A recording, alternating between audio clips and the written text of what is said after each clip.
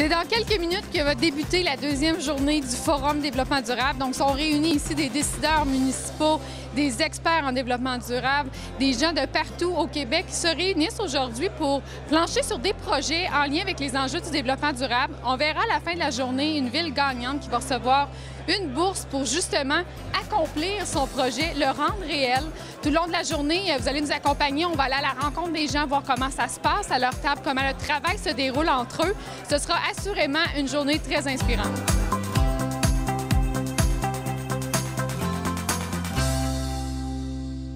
Mesdames et messieurs, prenez place à votre table. Nous allons débuter à l'instant le Forum Développement durable 2017 à Victoriaville.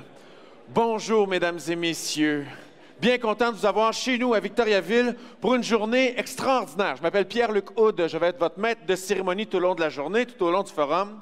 Et je suis fébrile de vivre votre fébrilité. J'ai eu la chance de parler avec plusieurs d'entre vous aujourd'hui et on sent un certain enthousiasme à ne pas aller à une conférence, à ne pas aller à un séminaire ou à un colloque, mais à aller à un événement nouveau, une relecture un peu de comment on se rassemble ensemble pour faire évoluer le développement durable sans nécessairement seulement recevoir, mais donner. Je sens que vous avez une énergie débordante et vous allez en avoir de besoin parce que c'est une grande journée de réflexion qui est devant vous, mais je sens que l'enthousiasme est là.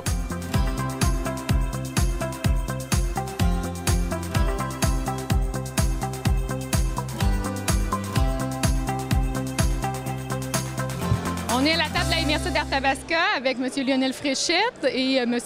Frédéric Michaud. Bonjour, vous allez bien? Oui, très bien. Bonjour, bon matin. Il est tôt.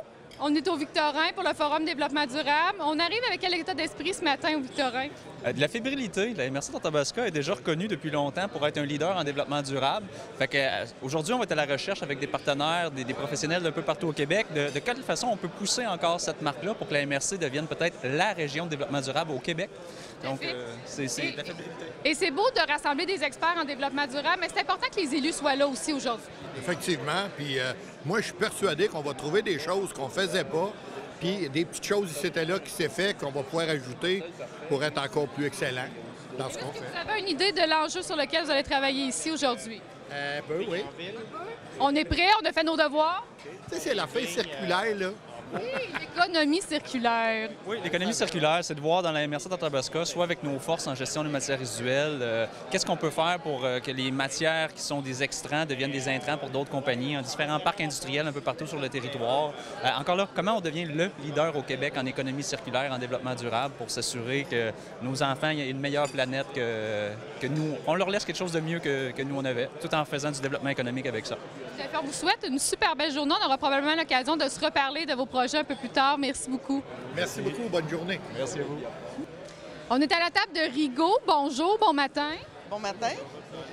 Forum Développement durable. On arrive comment? Dans quel état d'esprit ce matin avant une grosse journée de travail? Moi, je dirais dans un état d'ouverture pour arriver à trouver des solutions, à sortir un peu du cadre habituel dans lequel on est. Donc, se laisser influencer puis amener des idées nouvelles. Donc, on veut que ce soit inspirant. Oui, c'est ça, oui. Oui. On vient avec un esprit ouvert, comme Madame le disait, tout ça. Puis, on va voir où ça va nous amener. Et puis là, est-ce qu'on a une idée sur quoi vous allez travailler aujourd'hui? Pas du tout. Pas du tout, donc c'est vraiment une surprise. Oui, c'est ça. Peut-être que le monsieur qui est là, qui vient de Rigaud, va pouvoir nous en dire plus long, mais nous, on n'a aucune idée présentement. Donc, on arrive ouvert, on va voir les idées qui vont sortir ici, puis on verra le projet qui va en découler à la fin de la journée. C'est en plein ça. Je vous souhaite une super belle journée. Merci. Merci.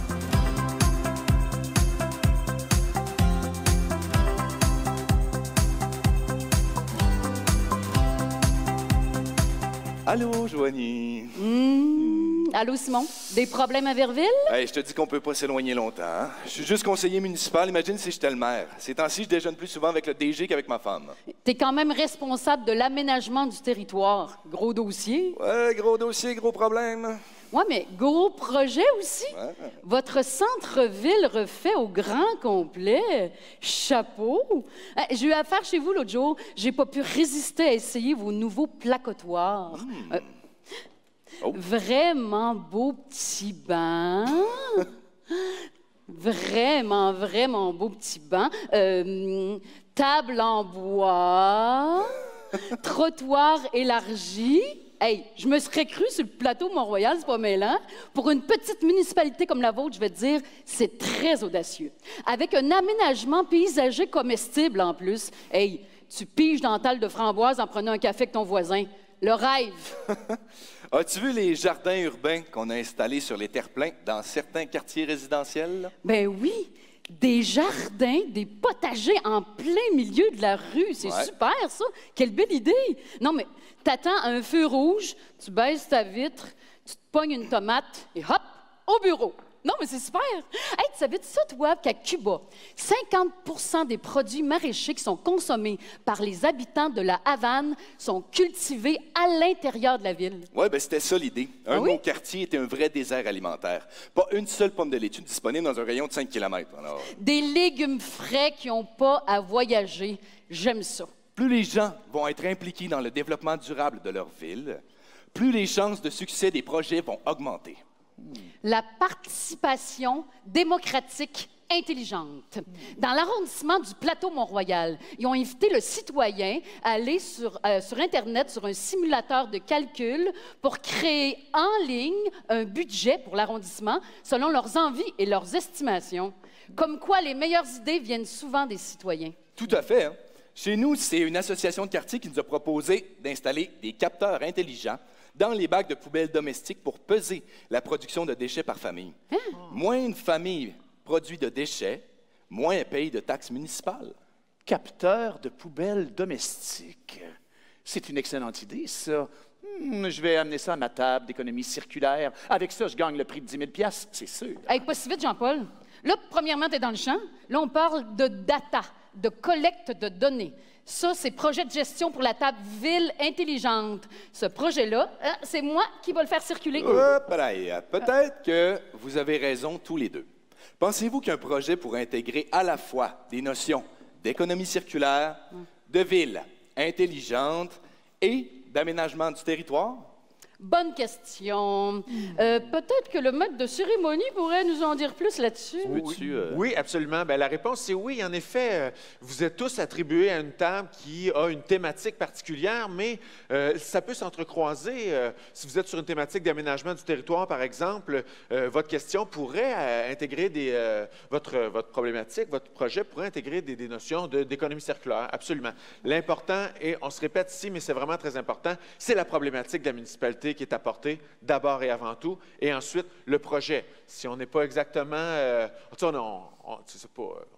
on ne va pas punir personne là, si vous emmenez large, parce que de toute façon, l'innovation est là-dedans, dans le croisement et le foisonnement des idées. Parfait.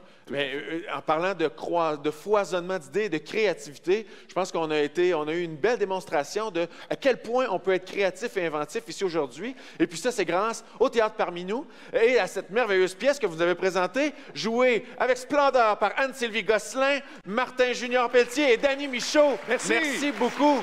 Wow. Bonne journée. Quel travail. Quel travail extraordinaire.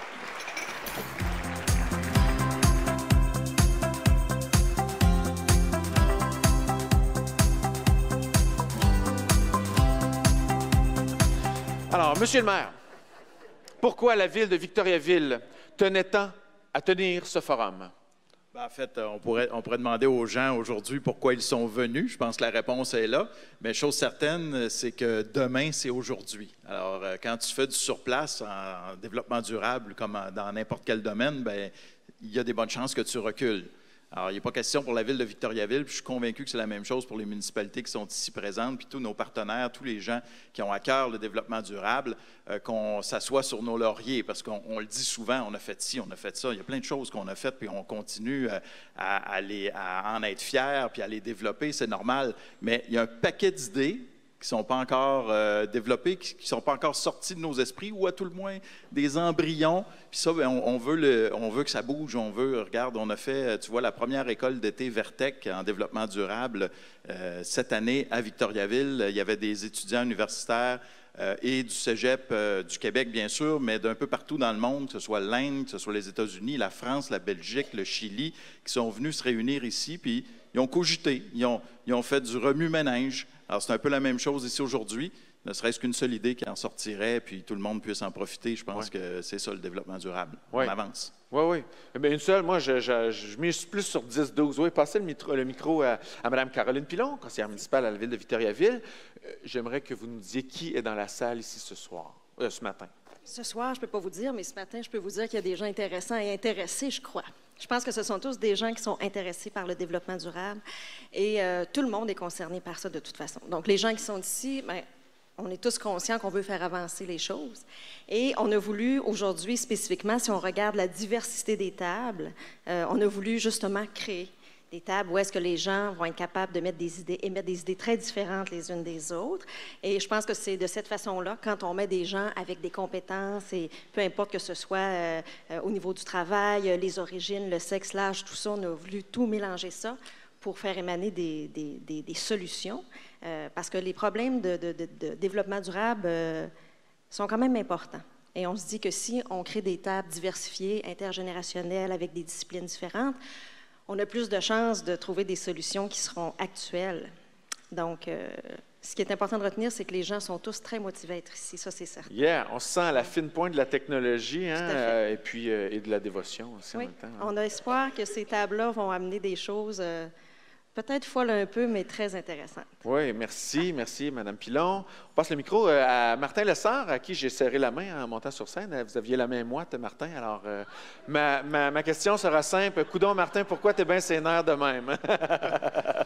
Hey, Pierre-Luc, ben oui, c'est vrai que j'ai les mains moites parce que je suis fébrile. Tu l'as bien dit, on la sent, cette fébrilité-là, ce matin, quand on est entré. Le stationnement était à toute fin pratique plein à 7h15 ce matin. Les gens ont respecté cette consigne-là d'arriver tôt. Je vous en remercie énormément. Pierre-Luc, ce qui va se passer aujourd'hui, c'est que tu as 30 villes parmi les plus grandes du Québec. Hein? On a des villes de partout. Montréal est représenté, Lévis, Drummondville, Shawinigan, Sherbrooke. Alors, parmi les plus grandes villes du Québec, autour desquelles on a réuni des professionnels, des experts, des chercheurs, des étudiants également, parmi les plus motivés, intéressés à faire une différence dans leur environnement, dans le quotidien de leurs concitoyennes, donc qui sont réunis autour de ces villes-là et qui vont travailler avec elles à élaborer carrément un plan d'affaires. Le défi que vous avez aujourd'hui, c'est d'élaborer un plan d'affaires. Alors, c'est un concept d'événement qui est inspiré des Startup Weekend.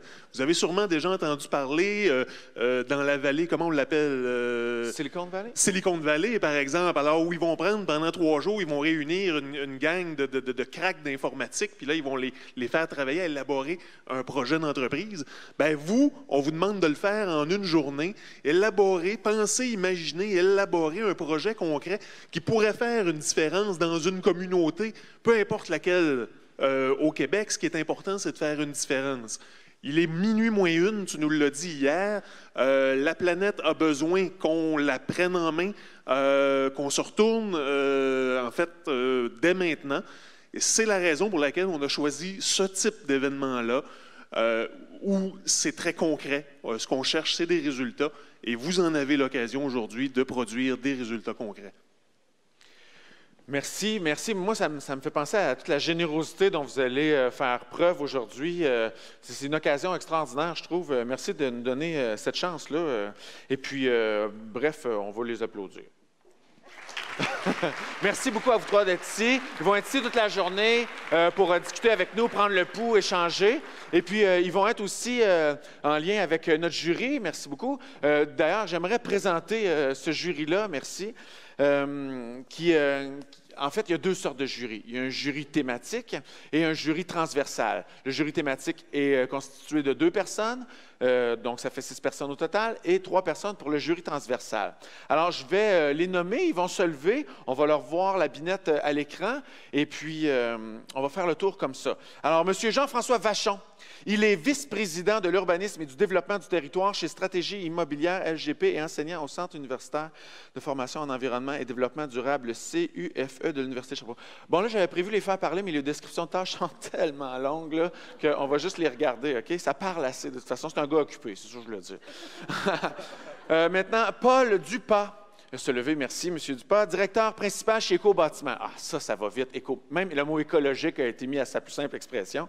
Éco-Bâtiment. Madame Hélène Gignac, qui est là. Directeur général du Centre de transfert technologique en écologie industrielle, le CTT-EI. Merci d'être avec nous. Monsieur... Directrice générale. J'ai dit quoi? Je m'excuse. Ah, mon Dieu. Toutes mes excuses. Maintenant, Monsieur Mario Clermont, qui est directeur général de Laurentides Ressources. Bonjour, monsieur. Merci d'être avec nous. Monsieur Stéphane Roche, professeur titulaire, vice-doyen à la recherche de la faculté de foresterie, de géographie et de géomatique de l'Université Laval. Bonjour, monsieur. Merci d'être avec nous. Vous voyez un peu, c'est quel genre de personne qui va analyser... faites pas de faute. On a aussi Darine Ameyed, chercheur associé E chez Synchromédia Lab. Là, je ne ferai plus de faute, là. À l'école de technologie E supérieure E. Alors, c'est full féminin, son affaire. Hélène Lauzon est avec nous. Merci d'être avec nous, Mme Lauzon, présidente du Conseil patronal de l'environnement du Québec. Bonjour, bonne journée. Jean Perras, qui est debout et qui est aussi conseiller en planification stratégique et développement durable, associé de l'Institut international de développement durable. Merci d'être avec nous. Vous allez être très utile aujourd'hui. Et je termine avec M. André Bourassa de Victoriaville. Alors, il y a du Victo Power, inquiétez-vous pas, ça va bien aller. Il est architecte chez Bourassa Maillet, Architectes Incorporés, et président sortant de l'Ordre des architectes du Québec. Merci d'être avec nous, André. Alors, voilà, tiens, ils vont travailler fort pour nous, avec nous aujourd'hui. Alors, je pense qu'ils méritent une petite main d'applaudissement. Merci, merci.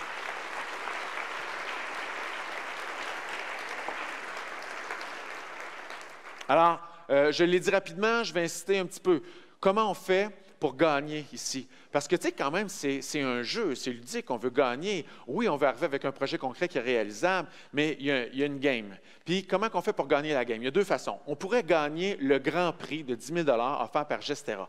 Pour ça, vous allez devoir écrire votre projet et le remettre au jury. Le jury, par thématique, va analyser tous les projets et nommer un finaliste par thématique. Donc, il y aura 3 finalistes. Ces 3 finalistes-là vont se présenter sur le hot seat.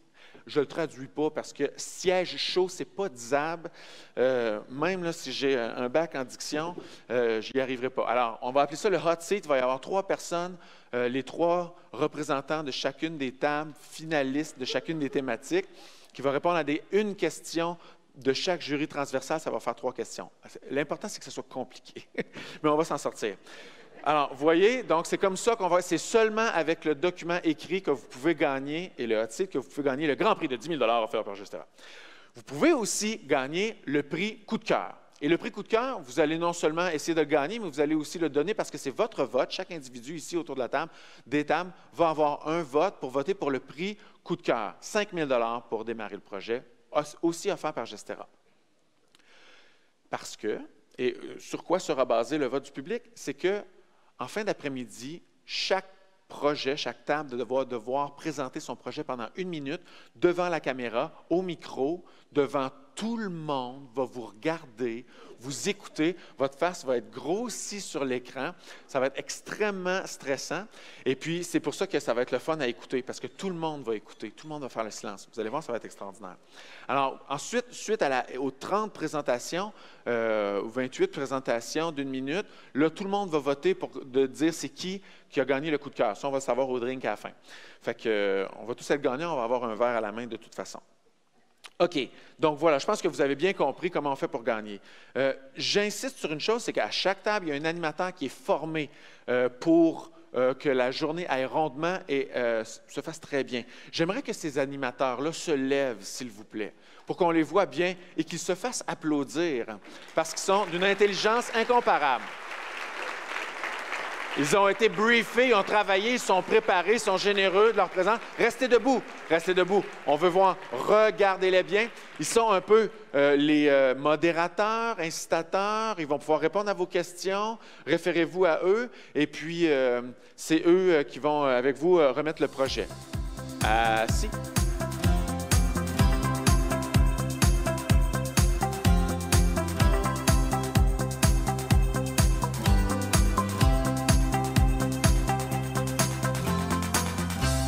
On est avec Steve Gagné de la CDEVR qui s'occupe du tourisme. En fait, bonjour, bon matin. Ça va bien, oui. Comment on se présente ce matin au Forum Développement durable? Vous venez avec votre bagage de tourisme vous asseoir à la table de Sherbrooke, si je me trompe pas. En fait, le bagage de tourisme, j'espère qu'il va servir un peu, mais on est surtout là pour médier la chose, parce que moi, je suis animateur. C'est-à-dire que je vais essayer de mettre les conditions pour que l'ensemble de l'équipe qui vient supporter le projet de Sherbrooke soit la meilleure et remporte le meilleur prix. À tout le moins, le coup de cœur, c'est ce qu'on va espérer. Donc, mon travail est vraiment de m'assurer que tout le monde comprenne bien les enjeux, tout le monde participe bien à la problématique qui va être soulevée par Sherbrooke, rédiger le détail de la solution et bâtir le plan d'affaires en collaboration avec mes collègues jusqu'à la fin de la journée. C'est un gros blitz, c'est un mélange des chefs parce que c'est minuté. On a des périodes très précises à laquelle on doit envoyer nos documents, c'est jugé en direct. Gros défi. Oui, quand même, et ce sera vraiment de les accompagner dans leur cheminement toute la journée pour justement arriver à un projet bien ficelé. C'est un gros défi, vu le nombre d'heures qu'on a aujourd'hui à travailler là-dessus, de rassembler leur idée, leur vision pour en faire un projet qui va être réalisable. Exactement. C'est un amalgame de speed dating et un peu des chefs parce que justement, la ville de Sherbrooke arrive avec une problématique très particulière et tous autour, ce sont tous des spécialistes dans différents domaines d'expertise. Et là, on va tout mettre ces gens-là à profit, trouver la solution la plus folle, ensuite la plus réaliste et comment on arrive à cette solution-là. Et tout ça en 5 heures. Et c'est vraiment très, très court parce qu'on s'entend qu'une réflexion stratégique, habituellement, c'est plusieurs journées consécutives, pour ne pas dire plusieurs semaines, pour arriver à quelque chose de très étayé. Bon, là, on n'aura pas un plan d'affaires qui sera nécessairement opérationnel du jour au lendemain, mais les grandes bases vont être jetées. En théorie, à partir de demain matin, Sherbrooke pourrait s'asseoir et avoir déjà ce qu'il faut pour commencer à mettre en branle le projet. Est-ce qu'on sait déjà sur quel enjeu, sans aller dans le détail, mais sur quelle thématique vous allez travailler aujourd'hui? On est sur l'économie circulaire. Donc, on va travailler l'économie circulaire. Donc, idéalement, l'ensemble des ressources qui permettent de servir souvent l'image la plus facile à comprendre au niveau industriel, c'est les résidus d'une entreprise qui viennent servir de matière première à une autre, qui va faire, elle aussi, des rejets qui vont servir de matière première à une autre. Bon, dans le domaine manufacturier, ça va bien, mais dans le domaine, il y a le domaine social, va être la même chose. L'autopartage est une bonne utilisation parce qu'on utilise une auto à plusieurs personnes lorsqu'on n'utilise pas. Domaine industriel, on va aussi voir d'utilisation de machinerie. Donc, des entreprises qui utilisent... mettons, sur un corps de travail de certaine machinerie et sur l'autre corps de travail, ce sera une autre entreprise qui va utiliser le même matériel pour produire autre chose. Donc, ce sera assurément une belle grosse journée. C'est une belle expérience, oui. On vous laisse aller. On va sûrement avoir l'occasion de se reparler un peu plus tard quand vous aurez entamé le tout. Un peu plus fatigué, mais ça va aller. Oui, c'est ça. Mais une fois qu'on va être dedans, j'ai l'impression que les gens, en tout cas, ont l'air très motivés ce matin. Ouais. On a un objectif, on veut l'atteindre. Donc, on traverse la journée, une étape à la fois. Oui, merci d'être là. Merci à vous.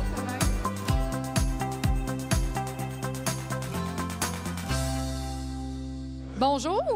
Bonjour. Vous êtes situé à quelle table ou avec quelle ville? Je suis situé avec la ville de Nicolette. La ville de Nicolette. Et votre rôle à cette table-là aujourd'hui? En fait, moi, je suis considéré dans l'équipe des professionnels à titre de dirigeant du Cégep de Victo. Donc, on essaie de trouver des solutions à l'économie circulaire dans la ville de Nicolette. Donc là, on est dans une première étape. On apprend à se connaître un peu plus, à connaître la municipalité pour laquelle vous allez travailler sur le projet. Comment ça se passe jusqu'à présent? En fait, là, on est actuellement à l'étape de l'identification de la problématique. Donc, voir quoi précisément qui cause problème dans cette municipalité-là au niveau de l'économie circulaire. Puis ensuite, on va identifier des solutions, une série de solutions ou des hypothèses de solutions. Et ça s'annonce comment pour les prochaines heures? Écoutez, c'est très dynamique. Comme disent les Anglais, so far, so good. Ça discute avec intensité, puis c'est très dynamique. C'est une bonne formule. On verra le résultat à la fin. J'espère. Je vous souhaite une bonne journée. Merci à vous aussi. Merci. On est à la première étape, donc on fait connaissance, on apprend à connaître la ville pour laquelle vous travaillez à votre table. Comment ça se passe jusqu'à présent? À date, ça se passe très bien. Nous, on travaille sur des problématiques de la ville de Varennes.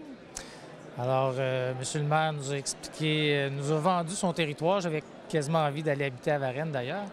Et puis, c'est ça, on a établi des problématiques, on regarde des solutions possibles, les gens sont enthousiastes, ça va très bien. Coordonnateur, division d'urbanisme, c'est quoi votre rôle autour de la table aujourd'hui?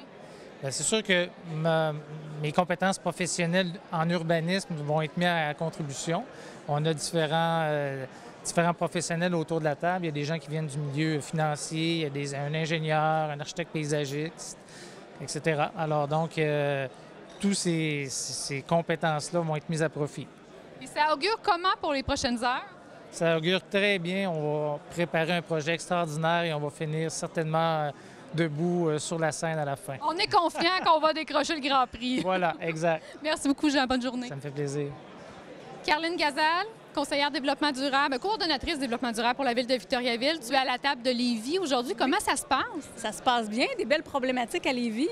Québec qui n'est pas trop loin, les ponts. Alors, c'est sûr qu'on parle de transport actif, de covoiturage et tout ça, de trouver des solutions intéressantes pour, encore là, un peu comme à Victoriaville, les gens aiment beaucoup leur voiture à Lévis, ce que j'ai compris.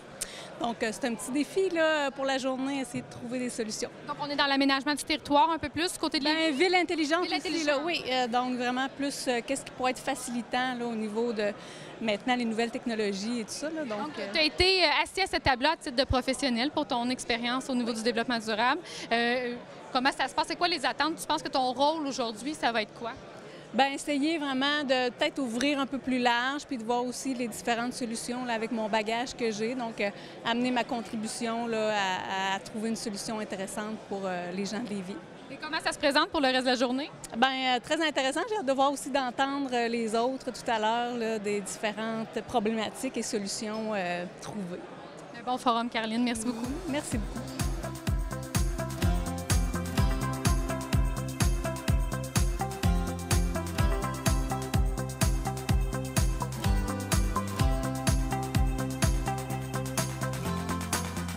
Nos participants sont maintenant à l'étape 2. Donc, l'étape 1 était d'identifier, bien entendu, l'enjeu sur lequel ils voulaient travailler. L'étape 2, maintenant, on identifie des solutions. Donc, on va lister comme ça, dans un brainstorming, toutes les solutions qu'on peut sortir pour cet enjeu-là, bien entendu, toujours en respectant le développement durable. Donc, c'est ce qu'ils sont en train de faire à l'arrière. L'étape 3, bien, tant qu'à elle, ce sera vraiment d'identifier la solution et le projet qui va l'entourer. Donc, on va aller voir un petit peu sur quoi ils travaillent à leurs différentes tables. On est à la table de Plessisville, étape 2, donc vous êtes à trouver des solutions. Comment ça se passe? Bah, ça se passe très bien, ça se passait très bien jusqu'à ce que vous veniez.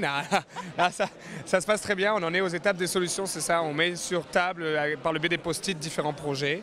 Et après, on va en discuter pour voir comment, par rapport à l'enjeu qu'on a déterminé avec Plessisville, comment on va pouvoir solutionner cet enjeu. Parlez-nous-en de l'enjeu de Plessisville. Sur quoi on travaille aujourd'hui? De la ville intelligente, d'arriver à mieux communiquer avec nos aînés et de placer les jeunes à travers ça, plus intergénérationnel. Moi, c'est comme ça que je le vois.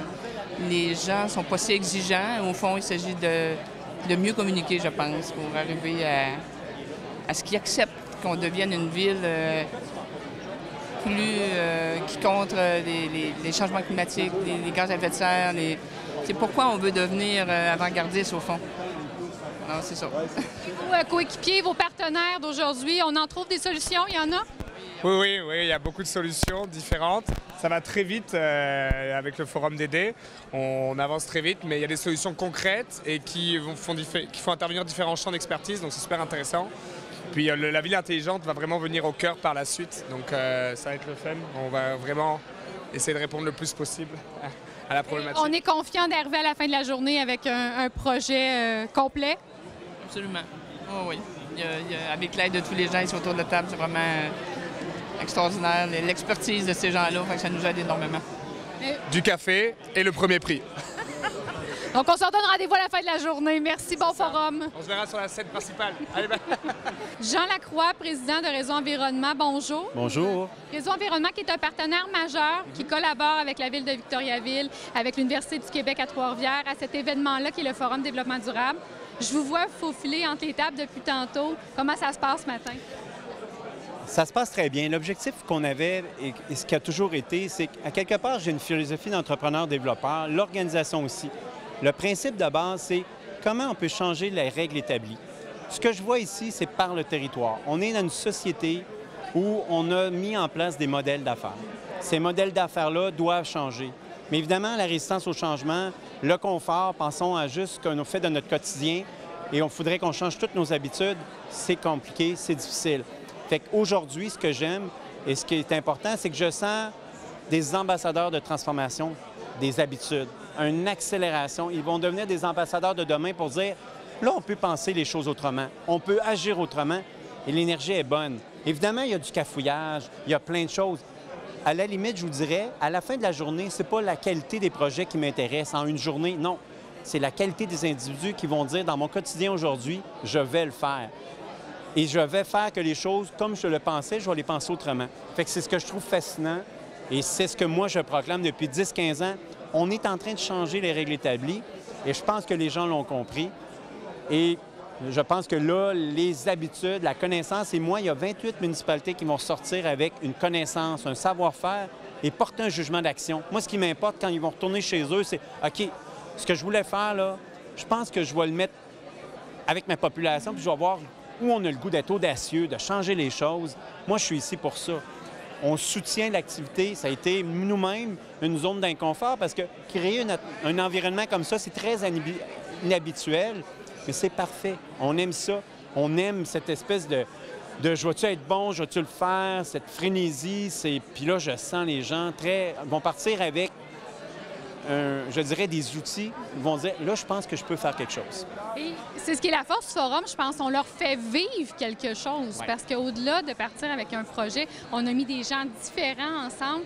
Et c'est vraiment l'expérience qu'ils vivent aujourd'hui qu'on veut qu'ils demeurent lorsqu'ils vont quitter le... Bien, je dirais ce que j'aimais la formule quand on a parlé avec les gens de Victoriaville, c'était de dire, on fait des colloques. On part, on arrive une journée, on reçoit, on repart avec plein de volonté de changer. Aujourd'hui, on est à une autre étape. On s'assoit ensemble et le succès de l'événement repose sur les participants. Fait que je leur dis toujours à la fin de la journée, vous serez responsable de votre succès ou de votre non-succès. Mais c'est correct, ça fait partie de l'exercice. C'est ça que je trouve fascinant. Et pour nous-mêmes, actuellement, on mobilise des acteurs du privé parce que la petite histoire, puis je le dis bien sans méchanceté, il faut apprendre à faire sans l'État, sans les approches étatiques. On peut, par les milieux, changer les choses, puis par la mise en place de véhicules, l'écosystème va changer. Les lois, les règlements sont là pour s'adapter à des besoins, à des réalités et des transformations de marché. Et vous allez voir une mobilisation du privé qui va venir dire aux municipalités, bien nous aussi, on est pris dans des carcans, on veut sortir de ces... Tu sais, c'est l'œuf ou la poule, hein? Et on est prêt à le faire, on fait écho à ça. Donc, on veut être un accélérateur, être des joueurs agiles. Et là, on va avoir 28 projets. Et dans un an, moi, mon défi, puis j'ai dit aux gens de la ville de Victoriaville, je ne veux pas être ici avec 28 projets non réalisés l'an prochain. Le défi, c'est comment vous allez les réaliser. Puis nous, nos entreprises, j'ai dit, on va être des accélérateurs avec vous. Comment, où, c'est pas important. La question qu'on me dit, mais vous créez un accélérateur, ça va faire quoi? Pourquoi vous me posez cette question-là? Vous me mettez déjà dans une boîte. Je vais être omniscient, je vais être partout, je vais changer les habitudes, je vais être où ce que vous pensez que je ne vais pas être. Si vous pensez que je vais être là, je n'y serai pas. C'est ça le changement. C'est ça l'inconfort, puis changer les approches. Merci, M. Lacroix. Merci beaucoup. Merci à Réseau Environnement d'être partenaire de cet événement-là. On a bien hâte de voir les suites du Forum Développement durable. Et je pense qu'on est 250 personnes. S'ils deviennent des acteurs de changement, imaginons dans un an ce que ça va être. Merci beaucoup. Merci.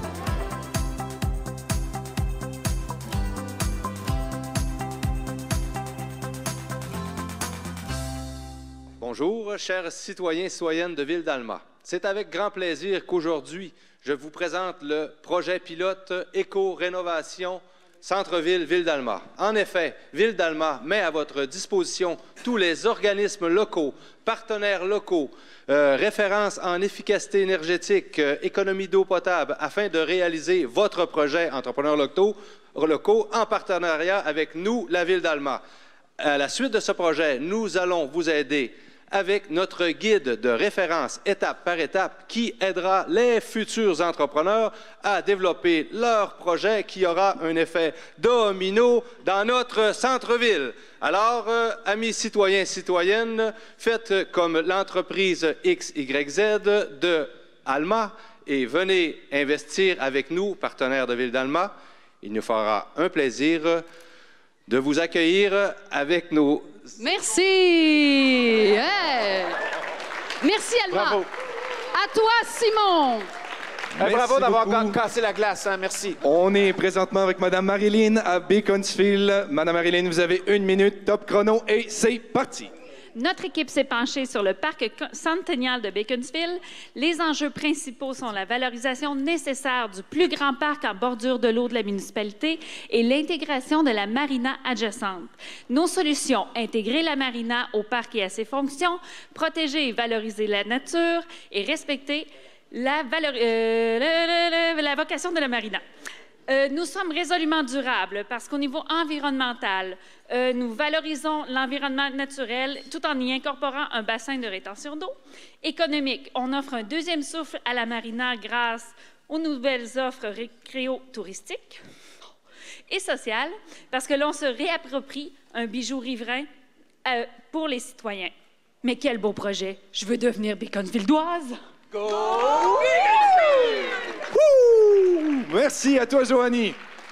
Alors, on est à Drummondville avec M. Pierre Bellavance. C'est parti. C'est parti. C'est moi qui tiens le micro. Fortissimo. Fortissimo. Fortissimo. Fortissimo. Alors, c'est quoi Fortissimo? C'est la création d'un projet innovant à Drummondville qui est sur le bord de la rivière Saint-Maurice et qui va la rivière Saint-François et qui va combiner les usages culturels, commerciaux, résidentiels et récréatifs, reliés donc à différents points d'intérêt par des corridors thématiques. Alors, ces corridors-là, on va en avoir des corridors du savoir, des corridors des saveurs, des corridors riverains, des corridors de la santé, qui vont relier donc le Collège Saint-Bernard, l'école secondaire, l'Université du Québec, l'hôpital Sainte-Croix. Alors, ces projets-là se distinguent par la démarche innovante qu'on va avoir du côté des citoyens en combinant via un parc thématique à laquelle on va valoriser et développer, en fin de compte, tout notre projet en tant que tel. Donc, c'est quoi le... Merci. Merci, Drummondville. À toi, Simon. Merci beaucoup. Je suis avec Mme Valérie de Granby. Vous avez 1 minute exactement et c'est parti.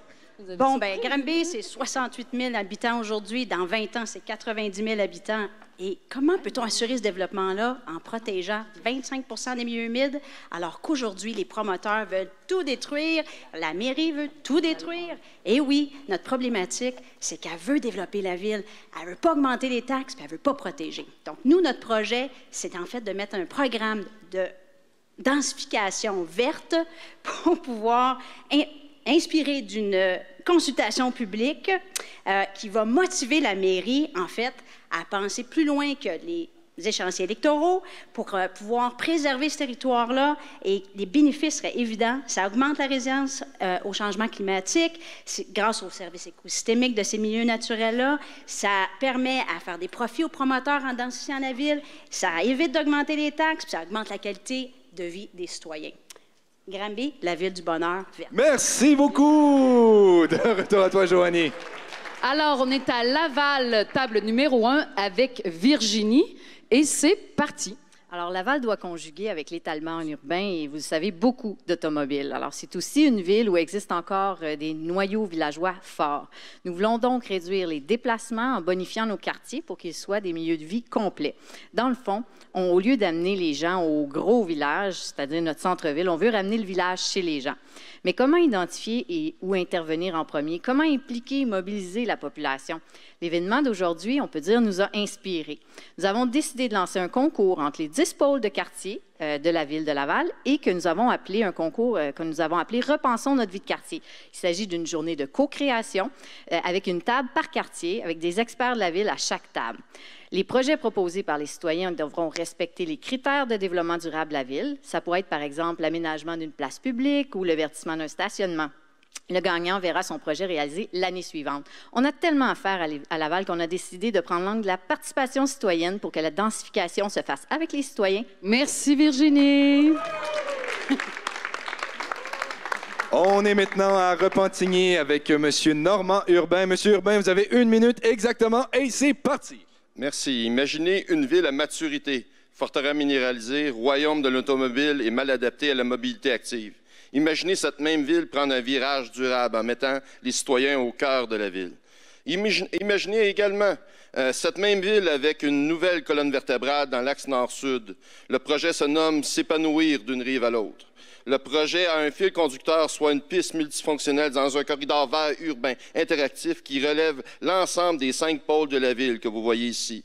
Il y aura plusieurs retombées suite à la mise en place, soit le sentiment d'appartenance de 2 anciennes villes devenues une, favoriser le déplacement et aussi la qualité de l'air, ainsi que revitaliser le cœur de la ville. Nous souhaitons vous accueillir, non pas dans un grand stationnement, mais dans un endroit vert et durable. Merci. Wow! Merci beaucoup. De retour à toi. Maintenant, nous sommes à Rivière-du-Loup avec Samuel. Et c'est parti. Imaginez un ancien site industriel textile qui est devenu une fiche industrielle contaminée à proximité d'un parc nature de plusieurs hectares de la rivière et du centre-ville. Le défi, créer un quartier innovant et en développement durable pour revitaliser le site. Le projet Tisser des liens permettra de tisser des liens entre les générations, entre les cultures et entre les nouveaux arrivants de la ville. Au cœur du projet, nous aurons un site culturel et des jardins pour un lieu rassembleur. Ce ne sera pas un îlot vert, ce sera un poumon qui insufflera un nouveau souffle culturel pour toute la communauté et qui mettra le développement social au cœur de Rivière-du-Loup. On vous attend dès que possible pour créer des liens à Rivière-du-Loup. Merci beaucoup. Il vous reste encore du temps. Ah! Merveilleux. 7 secondes. Une joke. Ce qui nous distingue, en fait, c'est qu'on communautarise pardon. Merci. À toi, Simon. Alors, on est présentement à Sainte-Julie avec Mme Lucie Bisson. Madame Bisson, vous avez 1 minute et c'est parti. Bonjour. Tout le monde connaît Sainte-Julie, une ville de 30 000 habitants, développement à maturité, plus de zones à développer, coincée sur la 20. Tout le monde s'en va à Montréal, toujours dans le trafic. De centre-ville à redévelopper. On travaille fort là-dessus. On a des poches de développement à requalifier, des centres d'achat, faire du coworking, ramener les gens à travailler ensemble pour redynamiser le centre-ville. Et c'est la ville qui devra investir, qui servira de levier financier et de modèle pour que les gens aient le goût de travailler ensemble et travailler avec les promoteurs. Et la clé du succès, nous allons mettre les citoyens en contribution. C'est les citoyens qui vont faire pression avec nos groupes témoins sur les promoteurs pour qu'on prenne l'aval du développement vert. Parce qu'on sait que si on attend, le développement vert ne se fera pas tout seul. Donc, il faut le planifier. Les promoteurs ne choisiront pas le vert d'office. Donc, en le planifiant, en faisant pression avec les citoyens, on devrait y arriver. Et notre groupe témoin. Bravo, 1 minute exactement. De retour à toi. Maintenant, nous sommes à Sorel-Tracy avec Jean-Martin. Et c'est parti, Jean-Martin. Oui, bonjour. Donc, Sorel-Tracy, une ville au confluent du fleuve Saint-Laurent et de la rivière Richelieu. On a comme objectif de revitaliser notre centre-ville et de lui redonner ses lettres de noblesse, symbole, en fait, de 375 ans d'histoire. Quand même, c'est pas rien. Notre projet, c'est un projet de circuit multifonctionnel vert en plein centre-ville sur les berges à la fois du Richelieu et du fleuve Saint-Laurent. Donc, on veut redonner les berges qui ont un lourd passé industriel à notre population locale, tout en créant un lien de mobilité active entre les différents centres d'attraction, les pôles d'attraction de notre centre-ville. On est en plein programme particulier d'urbanisme dans la planification de notre centre-ville et c'est un projet qui répond également à une vision de développement écotouristique de notre région en mettant en valeur les symboles, la nature, l'eau, entre autres, dans notre région. C'est un projet, par exemple, qui permet aussi de concilier la présence d'un industriel lourd en plein cœur de notre centre-ville en travaillant en partenariat avec lui pour trouver une solution. Et cette personne-là ferait partie d'un comité de coordination. Merci. Merci à toi, Simon. Merci. On est maintenant à Trois-Rivières-Bécancour avec Mme Émilie. Vous avez exactement 1 minute et c'est parti. Alors, je vous présente le spa industriel, service personnalisé d'accompagnement mis en place par la ZEN, la zone économique naturelle Trois-Rivières-Bécancour. 2 municipalités totalement différentes qui ont appris à travailler ensemble et qui sont maintenant unies par le fleuve. Le spa industriel permet d'accroître le pouvoir d'attraction des entreprises pour développer son économie et assurer le développement harmonieux de façon durable. Le SPA vise tout d'abord à charmer les entreprises et ensuite les accompagner via une équipe multidisciplinaire dans un processus agréable, simple, concerté et surtout rapide. Le SPA réduit les délais d'implantation, maximise les retombées collectives, agit en concertation avec les acteurs du milieu, s'assure d'une vision globale et intégrée afin d'éviter les incohérences de la trame urbaine. Ah, le SPA, si simple pour le développement économique, maintenant disponible dans la version 2.0. Wow! De retour à toi, Joanie. Maintenant, nous sommes à Baie-Saint-Paul avec Benoît et Sylvain. Ils seront 2. Alors, c'est parti. Nous sommes en 2025. Hey, Sylvain, je me souviens, on s'était rencontrés en 2017 à Drummondville. Non, on était à Victoriaville, voyons donc. Ah, OK, c'est moi, pareil. Dis-moi, comment ça va, votre projet de conversion de patrimoine religieux? Oui, bien, notre projet, notre OBNL, la Maison Mère, ça va très bien.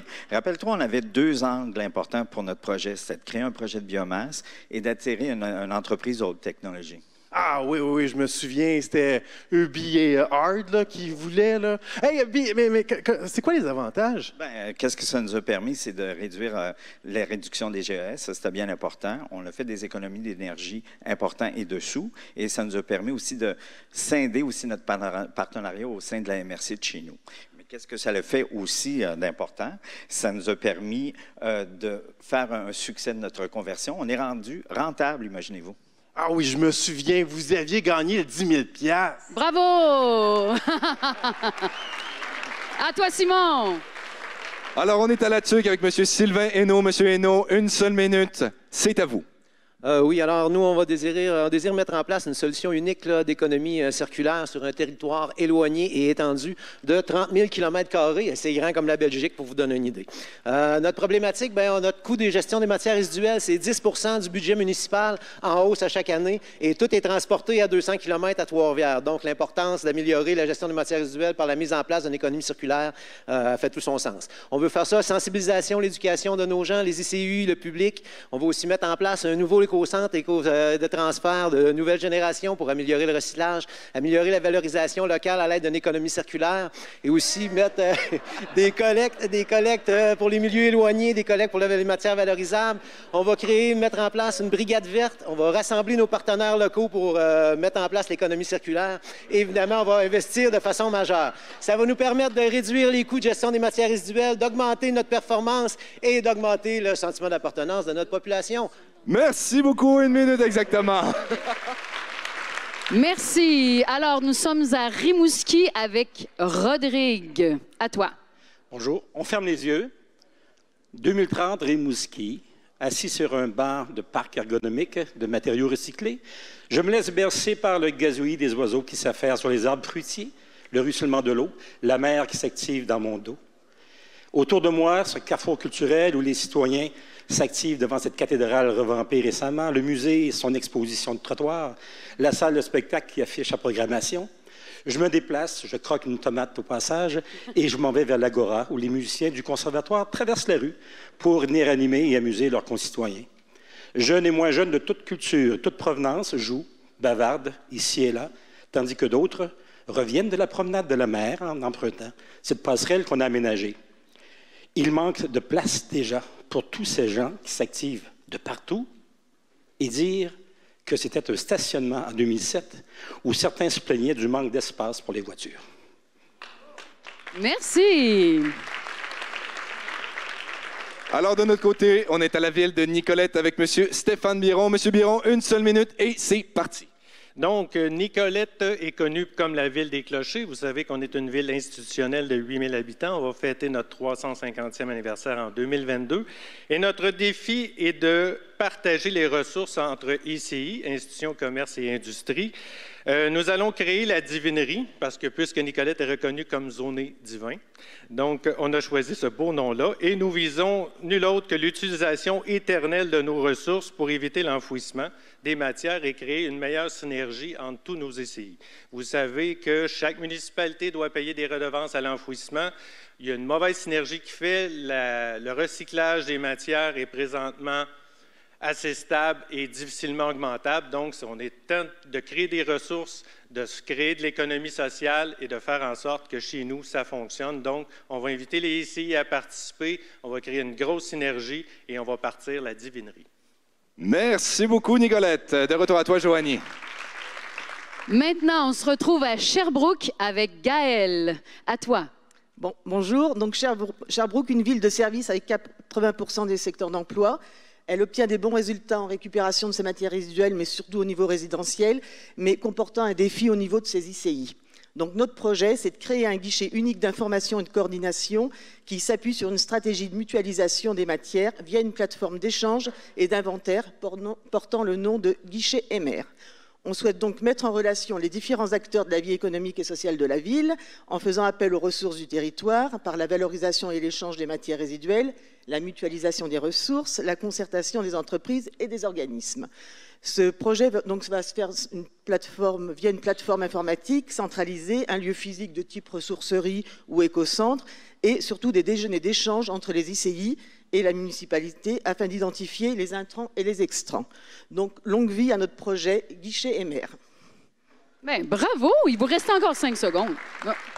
À toi, Simon. On est avec M. Frédéric Michaud de la MRC d'Arthabasca. M. Michaud, une seule minute et c'est parti.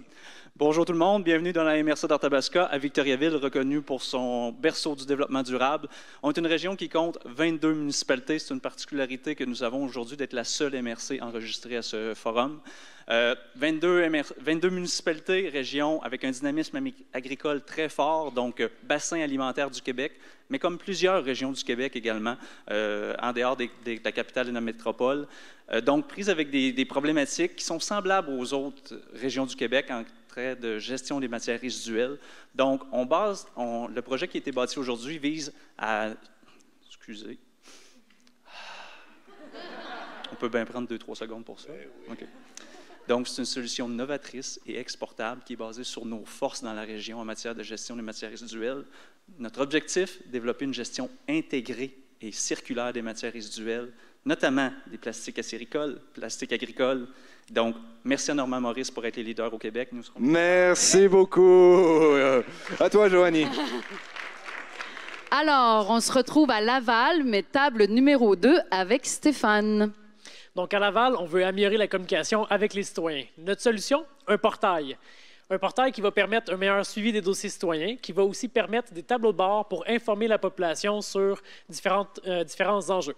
Notre portail va être différent de ce qui se fait déjà, entre autres par des babillards communautaires qui va permettre à tous les gens de la population d'avoir accès à ce portail-là, pas juste via des applications mobiles. On va aussi se différencier parce qu'on va être connecté au milieu. On ne va pas juste parler de la ville et ses services, on va parler de nos entreprises, on va parler de nos organismes et on va parler des activités qui se passent sur notre territoire. Faisant ça, on veut générer un sentiment d'appartenance à la localité et à la communauté lavalloise. Pour le financement, eh bien, on veut co-créer le logiciel avec d'autres villes. On veut mettre en commun les ressources de la municipalité avec les ressources des autres municipalités. Et en ce sens, le 10 000 $ que nous allons gagner, que vous allez nous faire gagner aujourd'hui, sera la première étape dans le partage et la mise en commun de nos ressources pour créer ce merveilleux portail. Bravo, merci beaucoup. Je tiens à spécifier, mesdames et messieurs, que c'était le numéro 19 dans votre feuille de vote. Donc, le Laval, c'est le deuxième Laval, c'est le numéro 19. Merci. Et de notre côté, on est avec M. Jean-François de Victoriaville, numéro 18. M. Jean-François, une seule minute et c'est parti.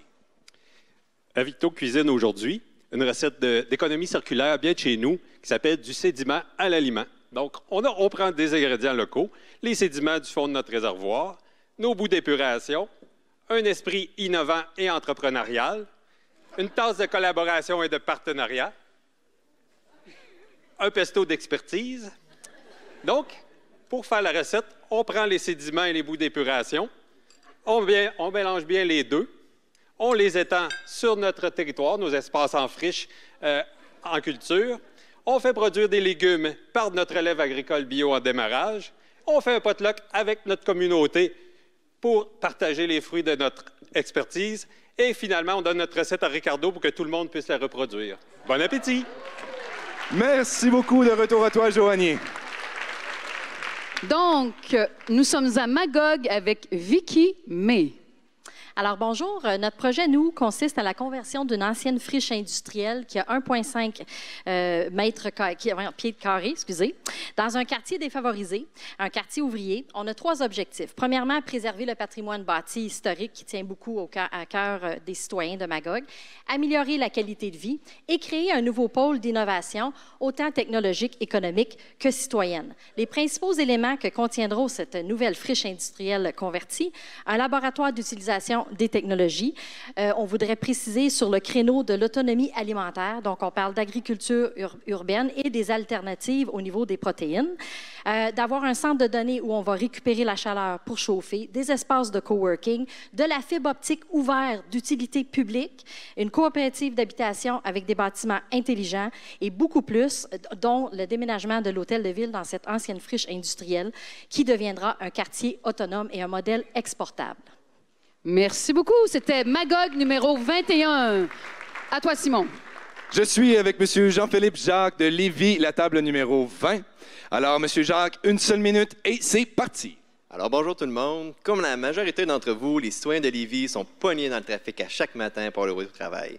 Soucieuse de cette réalité, la ville de Lévis est soucieuse de la qualité de ses citoyens et c'est pourquoi elle désire mettre en place un plan de développement durable permettant de réduire le nombre d'automobiles présentes sur les routes du territoire et de réduire les émissions de GES.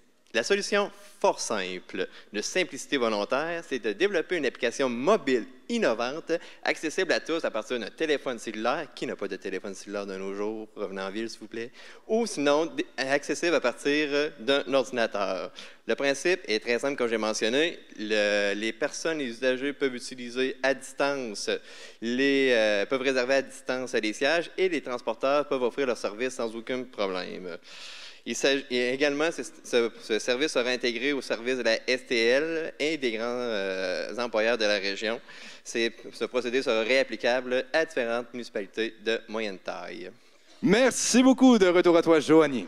Alors, nous sommes à Plessisville avec la table numéro 23 et Justine. Bonjour. Pour ceux qui ne connaissent pas Plessisville, on est la petite sœur turbulente de Victoriaville. Donc, notre enjeu, nous sommes trop ambitieux pour nos aînés, mais pas suffisamment dynamiques pour nos jeunes. Qui prioriser en termes de ville intelligente? Telle est notre question. Comme on a ce fossé entre les jeunes et les aînés, on a décidé de les impliquer dans un projet commun des améliorations de nos infrastructures de circulation. La solution? Un outil technologique de collecte de données participatif. Notre projet permet à la fois le maillage intergénérationnel qui serait utilisé lors de marches sur le terrain et le choix des interventions face aux véritables intérêts de nos citoyens. Vous inquiétez pas, en tant que ville intelligente, ce modèle sera open source, reproductible et accessible. Donc, tout comme notre sirop d'érable, on souhaite que notre expertise s'exporte dans plus de 40 pays. Plessisville. 6 secondes. Plessisville. Plessisville. Encore. Plessisville. Merci. À toi, Simon. De mon côté, je suis avec François, qui est un citoyen de la Ville de Montréal, qui découvre le projet de Montréal. La table numéro 22, Monsieur François, une seule minute et c'est parti. Alors, mise en scène, citoyen de Montréal qui découvre un projet sur un téléphone mobile.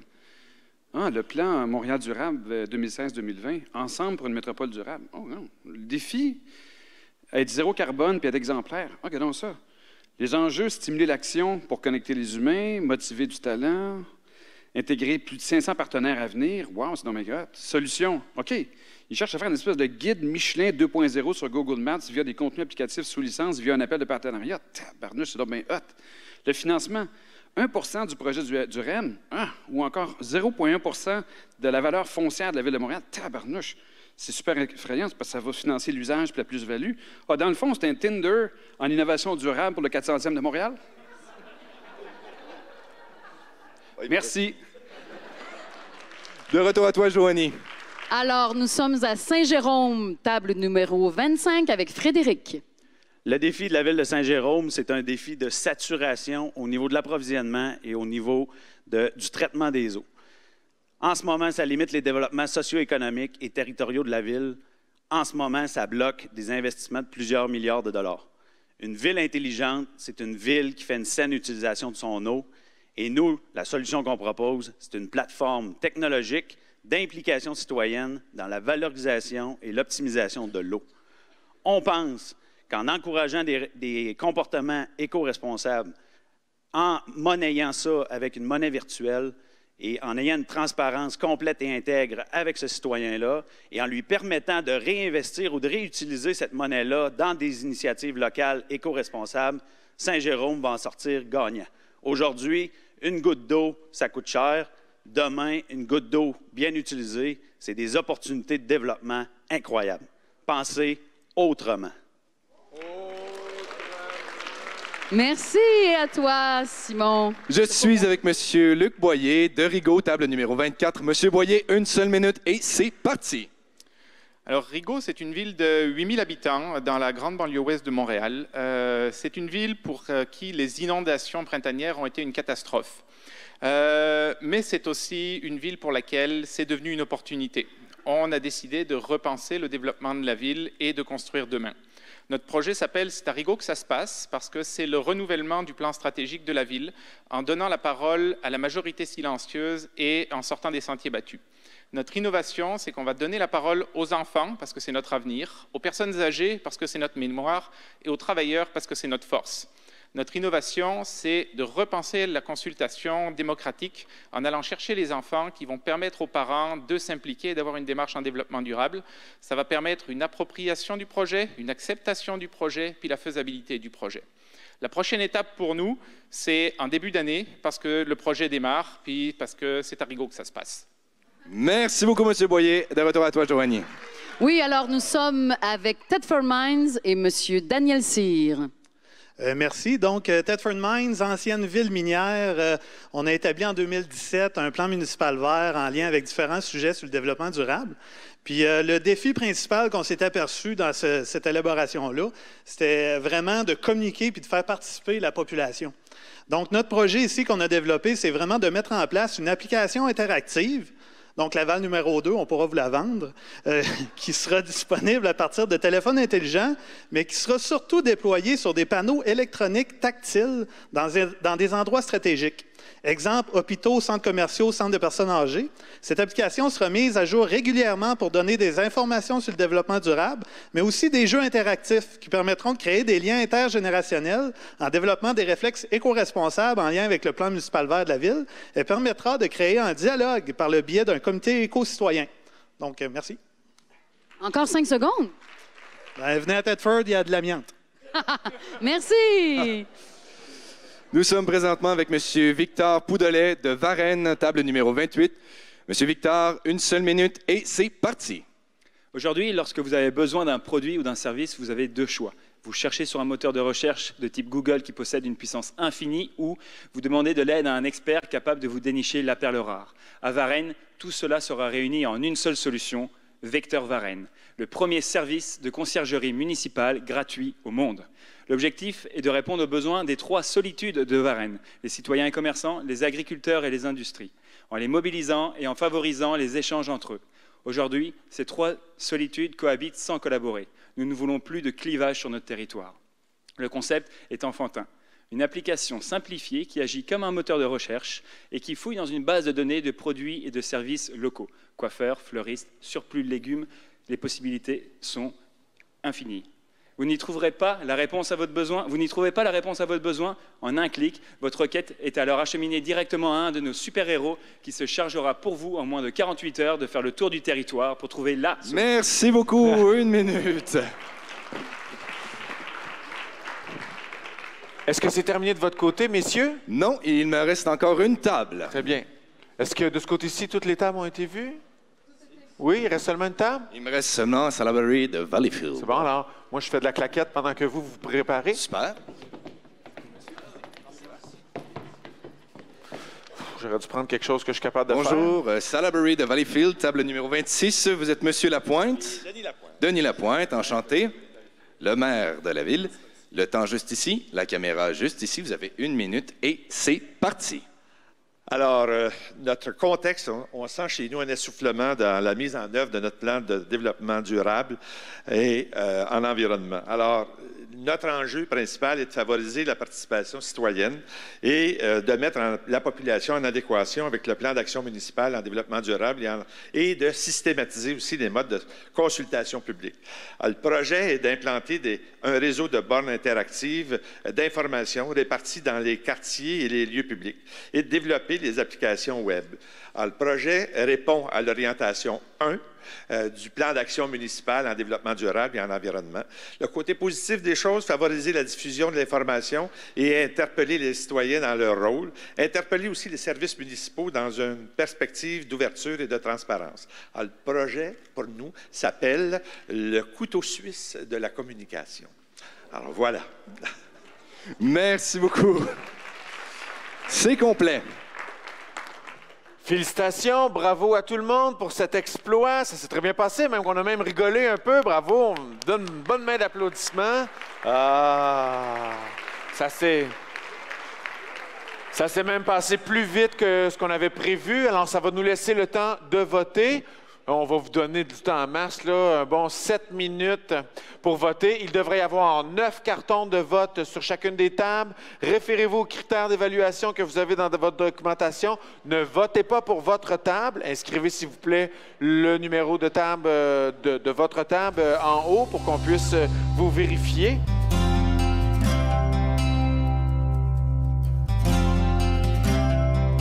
Je suis avec Tayla. Tayla, qui est l'artiste qui a participé au Forum Développement durable aujourd'hui. On t'a placé en plein centre de l'action et on t'a dit, ben, inspire-toi de ce qui se dit ici. Qu'est-ce que tu retiens de ce que tu as entendu? En gros, ça a été la collectivité puis la direction d'aller ensemble, d'aller dans la même direction.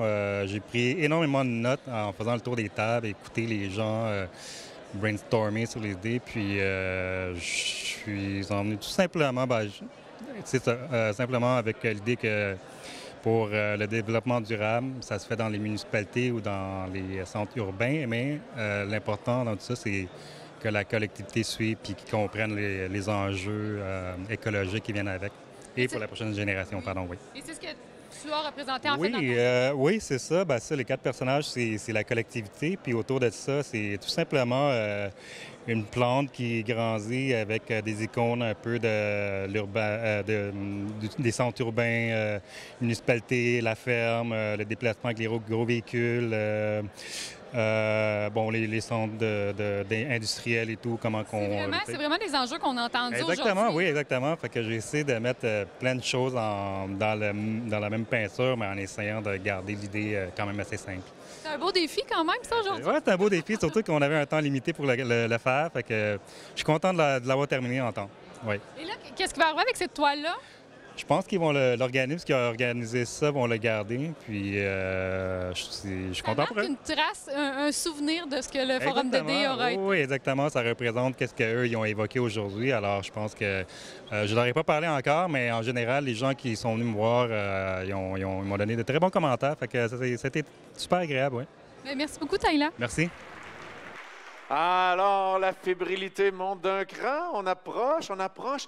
Je dois vous dire que vous êtes certainement aussi content que moi d'arriver à cette étape où est-ce qu'on va connaître les 3 finalistes. Il y a aussi d'autres personnes qui sont très contents qu'on soit rendu à cette étape-ci. Ce sont les membres du jury qui étaient dans une pièce très, très chaude et qui ont évalué 28 dossiers. Alors, ça n'a pas été une mince tâche. Ils ont aussi fait aller leur ménage à 100 000 à l'heure comme vous. Et puis, pour ça, on leur donne une bonne main d'applaudissement, on les remercie. C'est quand même toutes leurs compétences là, qui ont servi aujourd'hui.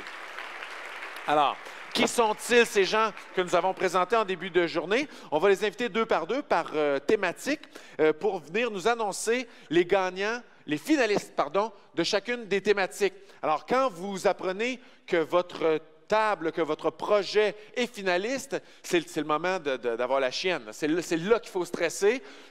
Trouvez la bonne personne qui va vous représenter, une seule personne. Commencez à préparer les questions qu'on va vous poser. Sachez que chacun des jurés, des membres du jury transversal vont poser la même question aux 3. Alors, votre question les 3 questions auxquelles vous allez répondre, ce ne sont pas des questions vraiment spécifiquement en lien avec votre projet, mais ce sont des questions pièges, en tout cas, je ne sais pas, mais en lien avec le développement durable et un meilleur projet en général. Alors, aménagement du territoire. J'invite les membres du jury sur scène, s'il vous plaît, à venir nous divulguer le finaliste dans la catégorie aménagement du territoire. J'invite Jean-François Vachon et Paul Dupas.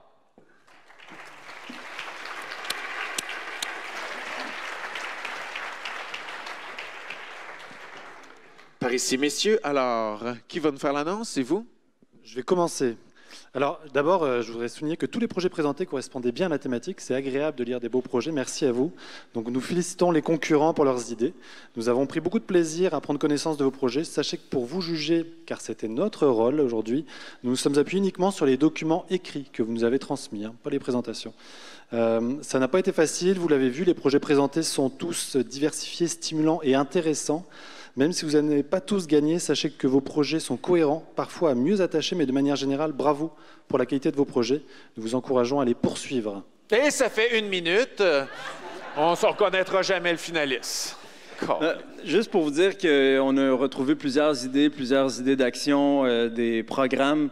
Évidemment, tout ça, on a regardé aussi tout le volet support politique puis volonté citoyenne derrière les projets, parce qu'on pense que c'est important pour finalement faire en sorte qu'un projet fonctionne. On est arrivé à la fin avec ex-aequo. Finalement, il a fallu trancher avec une pondération, mais juste vous dire qu'on voulait souligner finalement le travail et les idées de la Ville de Laval en termes de consultation publique, continuer à travailler puis aller de l'avant pour aller chercher les idées puis finalement essayer de travailler les enjeux qu'ils ont à faire ressortir les gens et les différentes communautés de leur territoire, avec l'idée en plus de redonner de l'argent à la communauté, une nouvelle forme d'approche de budget participatif à travers la consultation. Fait que peut-être qu'on pourra, pour les villes qui s'intéressent, en savoir plus. Ça peut vous donner des idées pour votre budget qui s'en vient, les différents maires et directeurs généraux, directeurs de services qui sont dans la salle. Mais sinon, notre prix, finalement, ou notre sélection, on l'a donné à la ville de Sorel-Tracy avec leur projet. Bravo! Bravo! Peut-être pour vous donner les raisons derrière le projet. Premièrement, évidemment, la structure du document est impeccable. Le lien avec le 375e, les exercices de planification, le fait qu'on soit en train de faire un PPU présentement, le fait qu'on ait une ville fluviale qui veut valoriser son patrimoine, projet de réappropriation, intégrer des partenaires privés industriels, ce qui est extrêmement difficile, donc un beau défi. Évidemment, on est toujours favorable à des interventions concrètes qui peuvent transformer des centres-villes, redonner les berges et puis aussi réutiliser l'ancien au lieu de vouloir recréer des fois des nouveaux écoquartiers, plutôt travailler sur ces anciennes villes du Québec et puis finalement faire en sorte que les touristes aussi puissent les connaître l'histoire pour faire en sorte qu'on puisse créer ce fameux lien vert sur le fleuve. Donc, de l'autoroute de l'Acier vers la piste cyclable écologique. On vous souhaite bonne chance et puis merci à tout le monde. Merci, messieurs. Merci beaucoup. Oh! La tension vient de monter d'un autre cran. Il y a 2 villes qu'il va falloir qu'ils se battent contre Sorel-Tracy. Ça va être l'enfer. OK, maintenant, économie circulaire. J'invite sur scène Hélène Gignac et Mario Clermont. On les applaudit.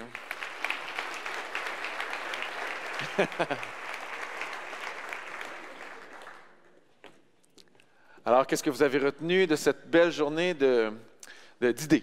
Bien, en fait, mes collègues précédents ont bien identifié, bien expliqué aussi le cheminement qu'on a parcouru pour en arriver à ces décisions-là. La journée a commencé un peu lentement, mais vers 11h30, il y a eu beaucoup d'actions. Les fichiers rentraient régulièrement, puis il y avait une bonne somme de travail. Alors, tout le monde a extrêmement bien travaillé, je le répète, ce que notre collègue a dit. Alors, le projet qu'on a choisi, nous, c'est un projet un projet qui répond extrêmement bien à la communauté, bien défini, qui répond à un besoin important de la communauté. C'est un projet qui a été aussi défini avec énormément de clarté, un projet bien défini, très réaliste aussi, simple, mais réaliste à la mesure de la communauté. Et évidemment, bien, on avait jugé la performance environnementale du produit en termes d'économie circulaire, et ça répondait parfaitement à ce critère-là également. Ce qu'on a beaucoup aimé dans ce projet, c'est l'implication de l'ensemble des citoyens et tout le volet sensibilisation et éducation. Donc, tout l'aspect aussi du schéma, un projet très bien travaillé. Vraiment, là, on a vécu, nous aussi, la fébrilité qu'il y avait dans la salle. On l'a senti. Donc, on a choisi le projet de la TUC pour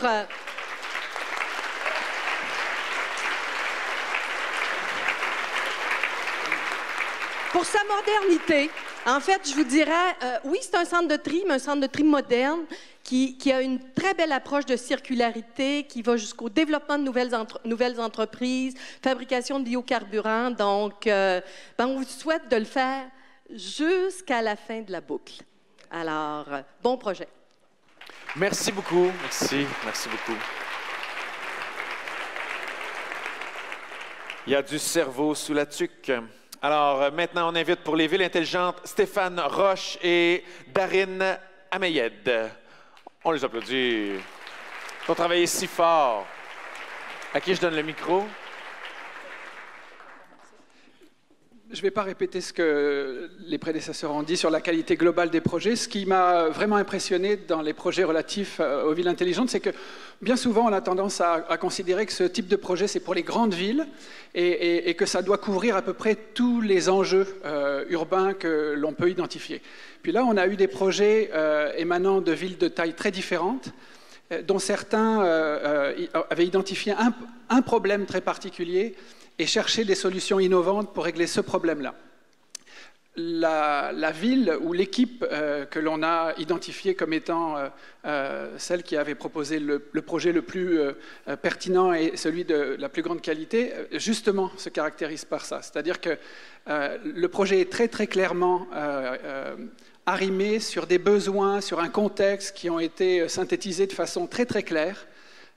Et ce projet-là, en plus, a le mérite de couvrir de façon assez transversale à la fois les enjeux de ville intelligente, mais comme les enjeux de ville intelligente ne sont pas une fin en soi, mais doivent plutôt être là pour venir finalement répondre à des problèmes réels auxquels sont confrontées les communautés. Donc c'est de manière très transversale, ça touche les enjeux de développement durable, ceux d'aménagement du territoire, et les réponses qui sont offertes sont des réponses d'intelligence urbaine ou d'intelligence collective. Et donc Darine va vous expliquer un peu mieux pourquoi ce projet-là est celui qu'on a identifié comme étant le meilleur. En tout cas, le projet, il était très clair, le besoin était très clair, la problématique était cernée et surtout l'intégration de l'utilisation de la technologie, c'était bien fait en fait. La solution, elle était innovante, elle trace l'esprit des villes futures, comment on peut faire des villes intelligentes, durables et qui engagent des citoyens intelligents. Et qui résout des problèmes en utilisant l'impact de la technologie de résoudre les problèmes avec moins d'infrastructures physiques. Donc, le projet trace très bien l'idée et l'esprit de l'intelligence collective. Notre sélection va à la ville de Saint-Jérôme. Bravo! Merci. Merci beaucoup. Bravo, Saint-Jérôme. Merci, monsieur. Alors, voilà. Nous connaissons les 3 finalistes qui vont se bagarrer sur scène, sur le hot seat. D'ailleurs, je les invite tout de suite sans perdre de temps. Les gens de la TUC, Saint-Jérôme, Sorel-Tracy, venez, pas les gens, une personne de la gang, venez sur scène ici et profitez des 3 sièges à ma droite qui sont disponibles. Sur les sièges à la gauche, j'invite les gens du jury transversal, c'est-à-dire Mme Hélène Lauzon, M. Jean Perras et M. André Bourassa. Montez sur scène, s'il vous plaît, sur des applaudissements. Merci, ils ont travaillé si fort.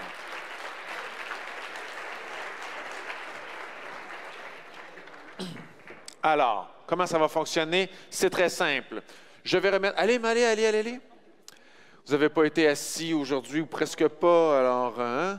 Alors, tiens, vous, monsieur, vous travaillez pour la ville de la TUC, si je ne m'abuse. Alors, vous venez de gagner le micro numéro 1, message au technicien, et le micro numéro 2. Est-ce que vous avez établi un ordre? Oui, ça va être vous d'abord, madame?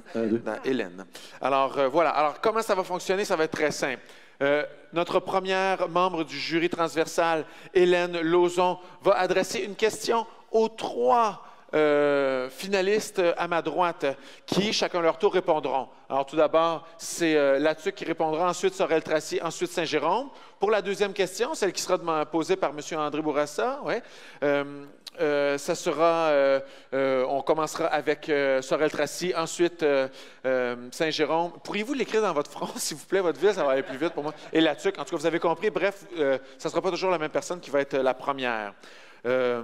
J'ai rien d'autre à dire, je crois. Je pense qu'on peut laisser la parole à ceux qui ont quelque chose à dire. D'abord, félicitations à vous 3. Je voudrais savoir comment croyez-vous que votre projet peut avoir une influence dans la réalité locale? Alors, avant que vous répondiez, je m'excuse, je viens de réaliser que j'avais oublié quelque chose. Puis, pour vous aider, messieurs, madame va reposer la question, OK? Parce que je voudrais spécifier que vous avez une seule minute pour répondre à la question, encore une fois. Et puis, sinon, c'est un coup de téléphone en arrière de la tête. Alors, pourriez-vous, s'il vous plaît, reposer la question? Merci. Je repars? Désolé, oui, merci. Donc, félicitations à vous 3. On peut-tu aller à la question, là? Pouvez-vous nous dire dans quelle mesure votre projet contribue à avoir une influence sur la réalité locale? Le projet va avoir une grande influence sur la réalité locale parce qu'on est rendu au stade où il faut qu'on repense nos façons de faire, autant au niveau des résidents que des entreprises, les ICI. On doit repenser notre façon de gérer les matières résiduelles justement pour aller de plus en plus vers la valorisation. On a des problématiques, on est très éloigné, on est des petits volumes parce qu'on n'est pas une grosse population, on est environ 10 000, donc ça fait en sorte que les volumes sont très petits, fait qu'il faut vraiment innover puis trouver des nouvelles façons de faire le plus possible local parce que le transport coûte une fortune. Comme je disais, c'est 10 du budget municipal. Imaginez que je prenne 10 de votre paye pour payer vos taxes d'ordures, là, on va tous sortir dans la rue. Donc oui, ça va vraiment avoir un impact autant sur les ICI que sur les résidents, que sur nos façons de faire aussi comme gestionnaires avec nos intervenants. Finalement, on est en train de faire un virage à 180 degrés complètement. 10 secondes. Make la tuque great again, hein? C'est ça. Wow, quelle bonne façon. Merci de votre réponse, monsieur. On se tourne du côté de Sorel-Tracy. Vous êtes prêts? Oui. C'est parti. Donc, nous, en fait, c'est le projet de corridor vert, en fait, qui permet vraiment de relier les principales attractions de notre ville. On est en plein programme particulier d'urbanisme en ce moment. On fait une planification pour se doter d'une vision de développement pour notre centre-ville. On a une vision de développement écotouristique et aussi on a un objectif localement de rétention des gens. Donc, comment dynamiser notre centre-ville pour leur donner le goût, en fait, de créer un milieu de vie qui soit attirant pour les gens, puis les ramener les gens dans notre centre-ville. On a beaucoup de projets d'investissement qui sont de façon un peu plus isolée, et ce projet-là de corridor nous permettait de créer un lien, en fait, entre nos différents projets qui sont souhaités par la population, parce qu'on a mené beaucoup de consultations. Les gens veulent se réapproprier les berges, veulent se réapproprier l'eau, veulent faire, en fait, valoriser notre patrimoine naturel. Donc, ce corridor vert-là nous permettait ça, et en plus, on a un industriel lourd dans notre centre-ville. Et l'idée du corridor vert nous permettait de créer une espèce d'écran pour minimiser les nuisances de cette industrie-là. Merci, monsieur. Merci beaucoup. Alors, oui, on peut applaudir. On va du côté de Saint-Jérôme et c'est parti. On plonge. Saint-Jérôme, c'est une histoire. C'est une histoire, en fait, d'une municipalité qui s'est développée autour d'une rivière. C'est l'histoire aussi d'une communauté qui a des aspirations, une vision d'avenir. Et c'est l'histoire d'une municipalité qui actuellement accueille de la croissance. Et pour accueillir cette croissance, on a besoin d'eau. Et actuellement, notre capacité au niveau du traitement est quasiment à saturation. Donc, ne voulant pas pelleter par en avant et se dire on grossit le tuyau, on continue à faire ce qu'on a fait, on se dit qu'il faut qu'on réinvente notre façon de faire. Et au niveau local, on est conscient que c'est le geste de 75 000 habitants, c'est le geste de 150 000 personnes qui transitent sur le territoire, qui vont faire cette différence pour que Saint-Jérôme puisse atteindre ses ambitions puis qu'elle puisse se développer. Et en fait, c'est de prendre l'eau qui était une contrainte et c'est d'en faire une opportunité. Donc, de voir que ce qui nous limite va être aussi l'élément qui va nous permettre de grandir et d'atteindre nos rêves. Merci. Quel timing. Une job à Radio-Canada. Oui, merci. Merci beaucoup. Merci. Merci à tous les trois. Je veux vous dire que vous avez de très beaux projets et ce ne sera pas facile pour nous de faire le choix, mais quoi que le choix puisse être, vous devez être très fiers de vos projets. Alors, je vais... Merci, Hélène. Je seconde. Alors, je vais ajouter un petit règlement parce que je connais M. Bourassa. 1 minute seulement pour poser la question, d'accord? Et c'est la ville de Sorel-Tracy qui va répondre en premier. Pierre-Luc, dans 1 minute, est-ce que c'est là que je parle du colloque des écomatériaux? Non. Le 17-18 octobre? Non? Non, alors je le c'est ferai déjà pas. fait, ça. Non, je le ferai pas. 17-18 octobre? J'en parlerai pas du colloque parfait. des écomatériaux le 17-18 octobre prochain. Je le ferai pas. Asbestos. Asbestos. Est-ce que, dites-moi maintenant, avez-vous, un à la fois, bien sûr, qu'est-ce qui vous permet de croire que le projet va se réaliser? Notamment, avez-vous l'équipe qu'il faut? Oui, bien sûr. Comme je vous expliquais, on est en programme particulier d'urbanisme, donc dans un mécanisme de planification. Il y a déjà des budgets que la Ville prévoit pour réaliser des projets de revalorisation, de revitalisation de notre centre-ville. Donc, effectivement, à ce niveau-là, nous, je vous dirais aussi également que la Ville, en ce moment, a fait l'acquisition de beaucoup de terrains sur les berges qui étaient à vocation industrielle, justement pour en créer des places publiques. Et l'opportunité est là pour justement créer ce lien vert. On investit beaucoup également, comme j'expliquais, dans des projets, que ce soit centre d'art contemporain, de centre d'interprétation pour justement mettre en valeur notre patrimoine naturel, notre patrimoine de l'eau. Donc, c'est vraiment un projet, là, tout le monde, il y a déjà une mobilisation localement autour de ça répond vraiment à la volonté de la population. Donc, à ce niveau-là, je pense qu'il n'y a aucun problème. Puis, c'est un projet qui peut nous permettre également d'intégrer des éléments environnementaux qui permettent d'aller chercher des financements. Donc, souvent, le levier financier. Merci, merci. Je pense que vous avez eu le temps de répondre à la question suffisamment. On va à Saint-Jérôme. Vous vous souvenez bien de la question? Oui. Est-ce que vous allez être capable de le faire? On n'a pas l'équipe qu'il faut. On a la collectivité qu'il faut. On est une ville intelligente et on est conscient qu'on a, des antennes universitaires, cégep, des centres de recherche. On a surtout la volonté, une volonté politique de faire autrement, de penser le développement autrement. Donc, dans le développement du projet, on est conscient qu'on va devoir aller chercher des ressources externes. Des ressources externes pour nous permettre de cheminer dans nos rêves et nos ambitions. Donc, c'est pour ça qu'on a identifié, aussi bien au niveau économique, au niveau des nouvelles technologies d'information, qu'on va devoir mettre en place un comité de pilotage. Il triche, je vois pas. Ma blonde, elle m'appelle en même temps, il ne vaut plus le temps. Donc oui, je vous dirais que ce n'est pas l'équipe, mais l'équipe, ça se constitue. Ce qu'il y a, c'est la volonté. Puis cette volonté, elle est clairement affichée à Saint-Jérôme de faire autrement, d'avoir ce virage qui nous permet d'évoluer dans l'avenir. Merci. Rappelez-moi de rappeler ma blonde, OK? C'est à vous, c'est parti. Donc, est-ce qu'on peut le faire?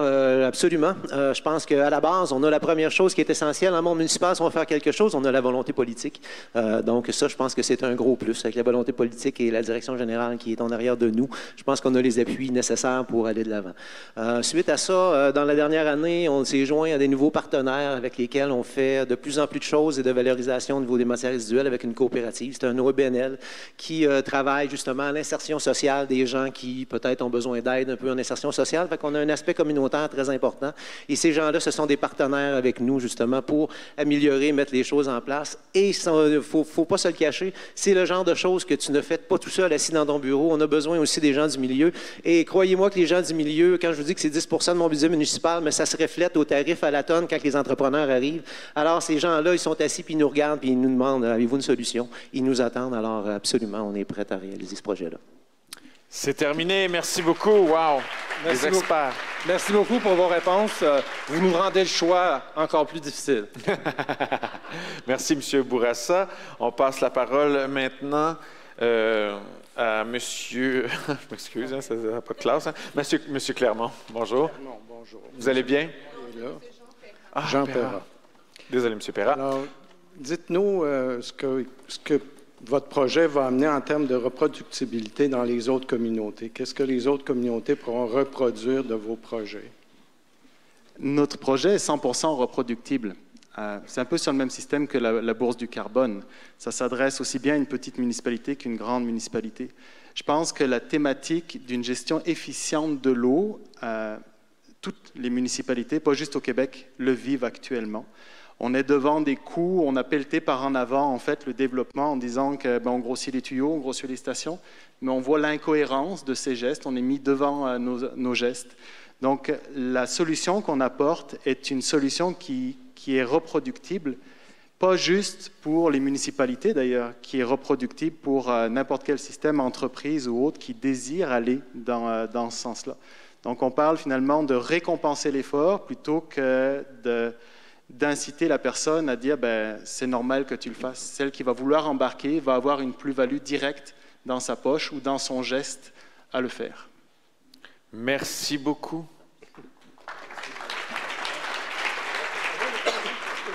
Oui, c'est à vous, monsieur. C'est parti.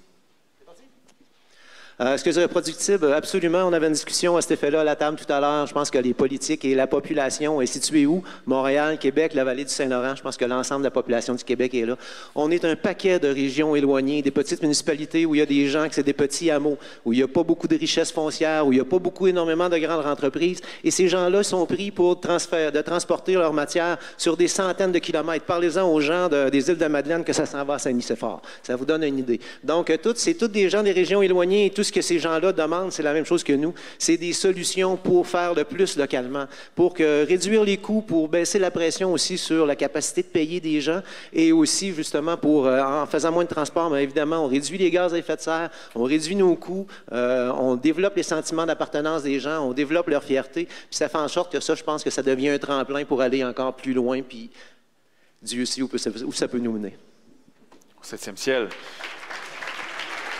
Voilà. Ça répond bien à votre question, monsieur? Il nous en reste un dernier, c'est parti. En fait, moi, je crois que le principal élément d'innovation dans notre projet, c'en est un de gouvernance participative, de prendre vraiment les parties prenantes d'un projet, que ce soit municipal, mais aussi d'impliquer les citoyens, d'impliquer des partenaires privés qui peuvent avoir des objectifs d'une certaine façon qui sont divergents avec ceux du développement de la municipalité. Mais je crois que toutes les municipalités, au niveau de la gouvernance, ont des problèmes de gestion des parties prenantes ou d'objectifs divergents. Et le projet qu'on propose, c'en est réellement un où on s'assoit tous ensemble, puis on essaie de trouver une solution, un compromis qui vraiment répond à la fois aux attentes de la population, qui en est un qui va apporter... on parle de verdissement d'une zone urbaine qui était fortement minéralisée due à notre passé industriel. Donc, on va mieux gérer nos eaux de pluie, réduire les îlots de chaleur, réduire les émissions de gaz à effet de serre. Donc, c'est vraiment un projet qui, à mon avis, est vraiment très reproductible, là, que ce soit par des municipalités, mais aussi toute la relation avec le milieu que des entreprises peuvent avoir. C'est terminé. Merci, merci beaucoup. Alors voilà, applaudissement final pour toutes ces réponses. Wow, quand même, hein? Est-ce que ça répond bien à votre question? Merci beaucoup à vous trois de continuer à travailler. C'est pas fini. Vous avez la chance d'aller travailler. Nous, on a la chance de prendre un petit verre, se relaxer, slacker la cravate un petit peu, en attendant le fruit de leurs efforts. Alors, on vous libère tout de suite pour votre pièce de délibération, la chambre de torture. Merci, messieurs. Allez vous faire féliciter par votre équipe. Alors, dans le hall, vous allez voir l'œuvre d'hier, une œuvre participative. Vous allez voir un petit bar, vous allez voir vos amis faire du réseautage. On se revoit dans quelques minutes pour le dévoilement des 3 gagnants de cette belle journée du Forum Développement durable à Victoriaville. Merci, à tout de suite.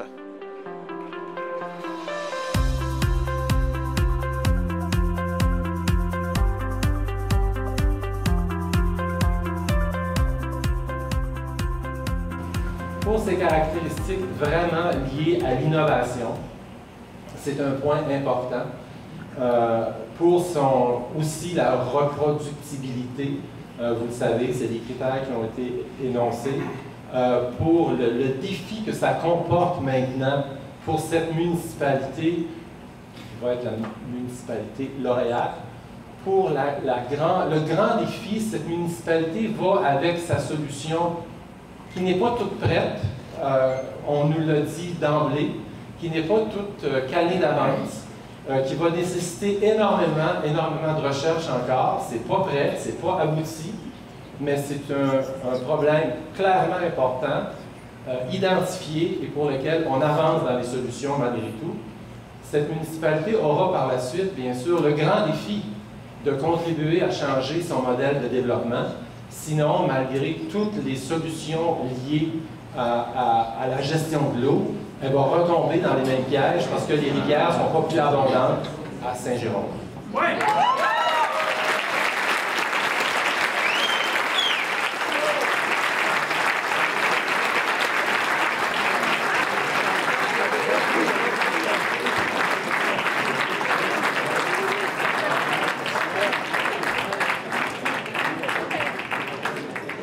La ville de Saint-Jérôme se mérite une bourse de 10 000 $ offerte par Gestera pour le Grand Prix du jury. Félicitations. On est avec Aurélien Bory de la ville de Saint-Jérôme. Bonjour. Bonjour. Donc, vous êtes la ville, le projet qui a été élu grand gagnant par le jury du Forum Développement durable. On doit être fiers. On est très fiers, surtout que c'est un projet qui répond aux besoins de la collectivité. Donc c'est un projet qui est ancré vraiment dans des besoins réels et pour moi c'est ça l'essence du développement durable, c'est d'arriver, de ne pas être dans du pelletage de nuages, mais dans des solutions concrètes pour chaque collectivité. Et parlez-nous-en de ce projet, qu'est-ce que c'est? Qu'est-ce que vous avez présenté au jury? Le projet, hier, je suis arrivé avec un défi, des contraintes et je repars avec des solutions. Donc, c'est vraiment un projet qui était monté en équipe. J'ai eu la chance de travailler avec des gens de grande expérience. À Saint-Jérôme, on a une problématique qui est l'eau. On a des défis pour accueillir du développement, de mieux encadrer la gestion et la consommation d'eau. Donc, l'idée, c'était de dire comment on peut faire autrement que de construire encore des nouvelles infrastructures, que d'agrandir, mais de regarder la réduction à la source. Et comment est-ce qu'on peut inciter les citoyens, les différents membres de notre société collective, les entreprises, les commerces à participer. Donc, sans être dans un mode de tu n'as pas le choix de participer. Donc, ce projet, c'est un peu comme la bourse du carbone, c'est de se dire que toute personne qui participe à la réduction de l'eau, donc qui permet du développement par son geste, devrait être récompensée. Les modalités, après, restent floues, tout à explorer, mais l'idée, c'est vraiment ça, c'est que sur une base volontaire, tout organisme ou personne qui a un désir de participer à cette réduction de l'eau, donc d'éviter ce gaspillage-là, devrait avoir recours à une forme de récompense. Les modalités de récompense restent à voir, mais on pense que est-ce que c'est par des incitatifs d'achat local? Est-ce que c'est par des incitatifs sur des projets collectifs où il pourrait y avoir un budget participatif? Donc, on veut vraiment explorer ces différentes solutions pour voir comment collectivement on trouve une problématique qui nuit à notre développement et qui nous empêche d'atteindre nos rêves. C'est un projet hyper intéressant, donc on va vraiment encourager, récompenser les bons comportements. Exactement. En fait, c'est vraiment l'idée qu'on doit travailler avec les parties prenantes. On connaît la limite de l'approche d'imposer. Donc, c'est de sensibiliser. On veut travailler avec les jeunes, on veut travailler avec les différents volets de notre collectivité. Mais pour trouver ensemble des solutions communes, on a le même défi. On consomme la même eau, c'est la même goutte d'eau qui s'en va à la station d'épuration et qui va dans la rivière. Donc, on veut trouver des solutions. Ce qui est important de se rappeler, c'est qu'on a des rêves comme collectivité et ces rêves passent par un pouvoir d'action.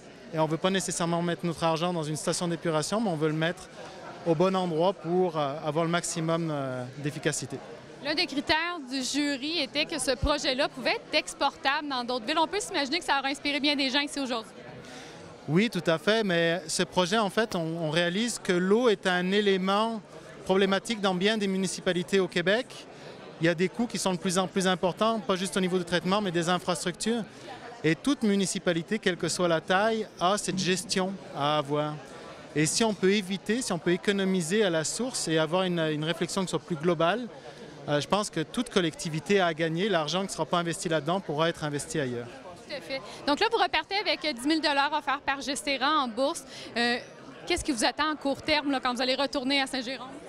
Ce qui m'attend, c'est de l'annoncer, d'annoncer la bonne nouvelle, puis surtout de réaliser en fait quelle est l'ampleur du travail qui nous attend. Saint-Jérôme, c'est une cité de possibilités. Donc Saint-Jérôme a vraiment le désir de faire autrement son développement. Le principal défi, ça va être d'articuler le changement parce que dès qu'on touche à des habitudes, on va toucher à des résistances. Donc on va devoir... c'est pas le côté technique le plus grand défi, je pense, c'est l'humain. Comment on lui adresse la problématique, comment on fait en sorte qu'il a envie de travailler avec nous sur une collectivité et sur une problématique commune. On aura bien hâte de suivre tout ça, se concrétiser dans les prochains mois. Merci beaucoup et encore une fois, félicitations. Bien, merci beaucoup à Victoriaville, puis on repart grandis tous ensemble de cette expérience. Merci. On est avec M. André Bellavance, maire de Victoriaville. Bonjour. Allô, Fanny. On est à la fin du Forum Développement durable, 2 jours qui se terminent, qui se concluent. Quelles sont vos impressions? Écoute, je suis épaté. J'avais l'impression pendant la journée d'entendre les neurones travailler. Là. Très tôt le matin, ces gens-là se sont réunis. Il faut comprendre qu'il y avait 250 personnes, 30 municipalités qui avaient des projets. Puis là, tu as des universitaires, des gens de tous les milieux, là, que ce soit des experts en environnement, des gens de l'entreprise privée, qui étaient réunis ensemble pour travailler sur cette trentaine de projets-là. Et c'était non-stop, là.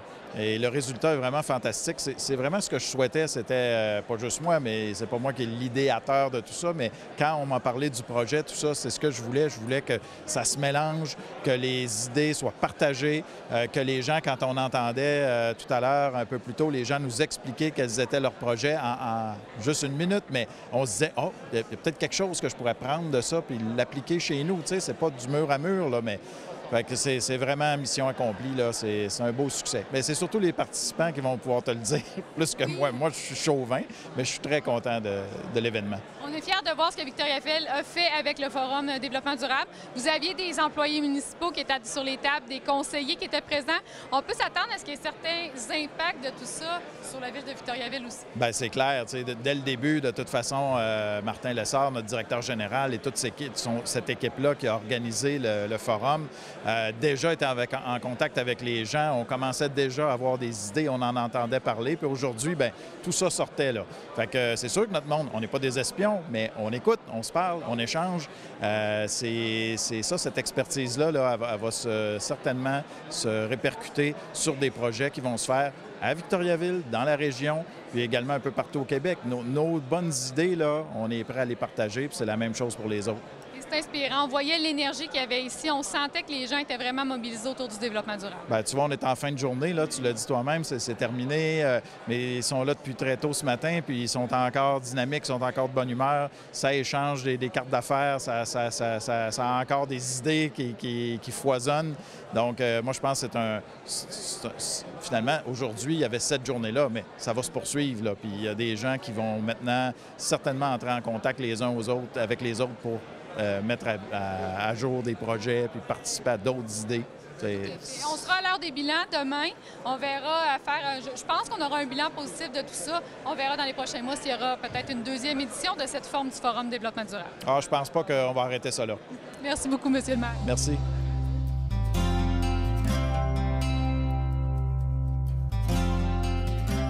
C'est ce qui complète ces 2 journées du Forum développement durable, la 4e édition. Merci aux citoyens qui ont participé à la soirée Inspiration. Merci aux participants qui étaient ici aujourd'hui, aux partenaires du Forum développement durable, dont la TVCBF. Et j'espère que cette émission vous aura plu et vous aura donné une vision de ce qui s'est passé pendant ces 2 journées d'inspiration.